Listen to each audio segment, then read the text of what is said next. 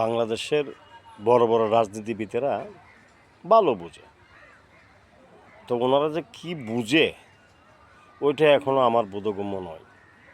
ওনারা বুঝে, তবে ওনারা যে কি বোঝাইতে চায় জনগণকে এটাই বোঝে না ওরা। তা না হলে বাংলাদেশে ফেসিবাদ বলেন যাদেরকে, তারা তো এখন নেই, তাহলে গণ্ডগোল কেন হবে, ভেজাল কেন হবে? ফেব্রুয়ারিতে নির্বাচনে ডিক্লেয়ার দিয়েছে, ফেব্রুয়ারিতে নির্বাচন হবে। নির্বাচনে যারা দাঁড়াইবেন যে পার্টিগুলো আছে, আওয়ামী লীগ ছাড়া সবাই তো, যে রাজনৈতিক দলগুলো আছে সবাই নির্বাচন করবে, যার যার মার্কা নিয়ে নির্বাচন করবে। জনগণ যাকে ভোট দেবে উনি ক্ষমতায় যাবে। যদি সঠিক সুস্থ নির্বাচন চান, যদি প্রকৃতির পক্ষে আপনার দেশকে ভালোবাসেন। কিন্তু আপনাদের তো এখানে এই রাজনীতিবিদদের কারোই দেশপ্রেম দেখছি না, দেখতেছি শুধু সিআর প্রেম।